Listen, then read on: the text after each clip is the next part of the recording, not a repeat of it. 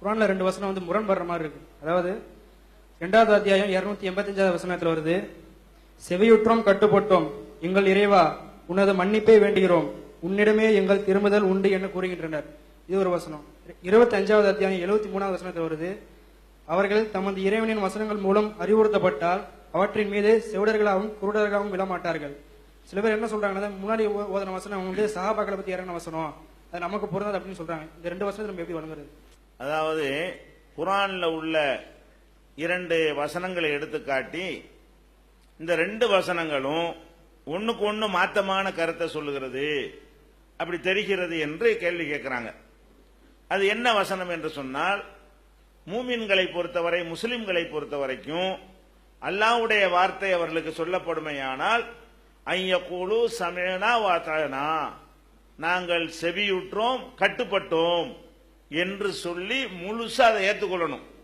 அல்லாஹ்வுடைய வசனத்தை பற்றி உங்களுக்கு சொல்லப்பட்டுச்சுன்னு சொன்னா அதுல எதிர்கேள்வி கேட்டு அதுல சந்தேகத்தை கிளப்பிக்கிட்டு இருக்காம நாங்க செவிமடுத்தோம் கட்டுப்பட்டோம் இப்படி சொல்லணும்னு ஒரு வசனம் சொல்லுகிறது. இன்னொரு வசனம் என்ன சொல்லுகிறதுன்னு கேட்டா, இதா துக்கிரூபி ஆயாத்தி ரப்பிஹிம், அல்லாஹ்வுடைய வசனங்களை கொண்டு இவர்களுக்கு அறிவுரை சொல்லப்பட்டால் லம் யஹிர்ரு அலைஹா சும்மன் உம்யானா, குருடர்களாக செவிடர்களாக அது அப்படி விழமாட்டார்கள், சிந்தித்து பார்த்து தான் ஏற்றுக்கொள்வார்கள், இப்படித்தான் மூமின் நடக்கணும் என்று இன்னொரு வசனம் சொல்லுகிறது. ஒரு வசனம் சொல்லுகிறது அல்லாஹ் சொன்னாண்ட அப்படி கேட்டுருன்னு என்று சொல்லுகிறது.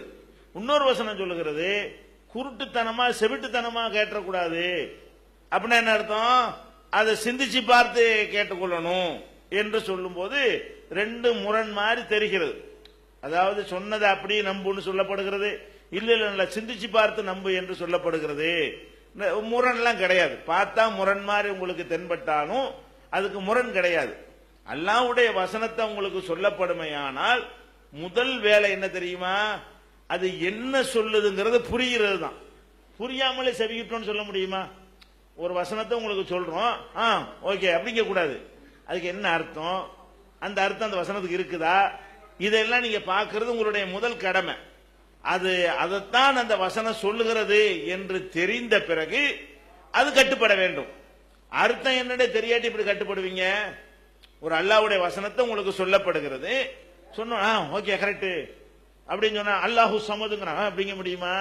அப்படின்னா என்னப்பா அர்த்தம், அந்த வசனத்திலிருந்து என்ன சொல்ல வர்றேன்னு கேட்கணுமா இல்லையா?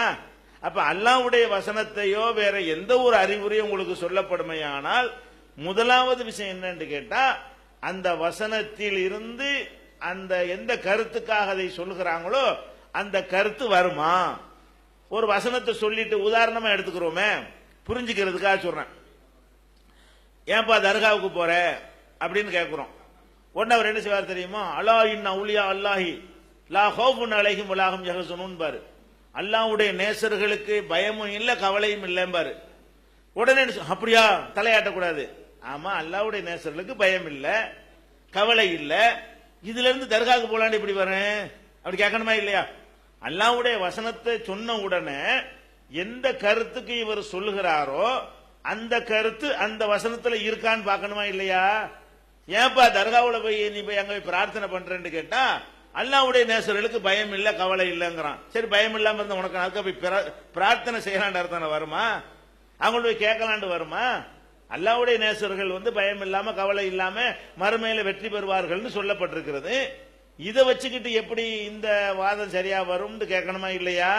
அப்ப அல்லாஹ்வுடைய வசனத்தை சொல்லிவிட்டாலும் அந்த வசனத்தில் அந்த கருத்து இருக்குதான்னு நீங்க சிந்திக்கணுமா சிந்திக்க கூடாதா?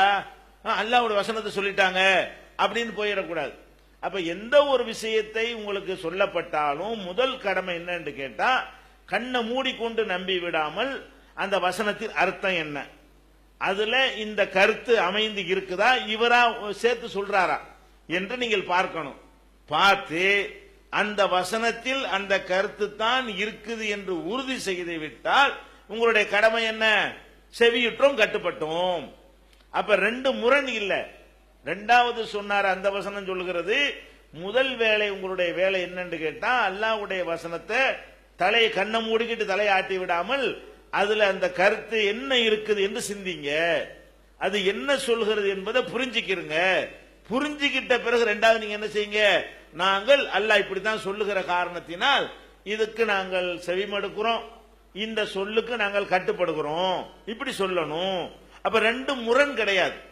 ஒரு விஷயத்தை ஒருத்தர் முதல்ல விளங்கிக்க அப்படின்னு சொல்வது, சொன்ன சொல்ல கேட்டு நட என்று சொல்வதும் ஒரு காலத்தில் முரணாவாது. ரெண்டையும் சேர்த்து செய்யணும். முரண் இல்லாத வகையில முதல்ல விளங்குங்க, ரெண்டாவது நாங்கள் செவியுற்றோம் கட்டுப்பட்டோம் சொல்லுங்க. இது ஏன் முரணா இருக்கிறது? கரெக்ட் தானே இருக்கிறது. விளங்க வேண்டும் என்பதும் விளங்கின பிறகு அது கட்டுப்பட வேண்டும் என்பதும் ரெண்டும் ஒண்ணுக்கு ஒண்ணு முரணா உள்ளது கிடையாது, ஒண்ணுக்கு ஒண்ணு தொடர்புடையதாகத்தான் இருக்கிறது.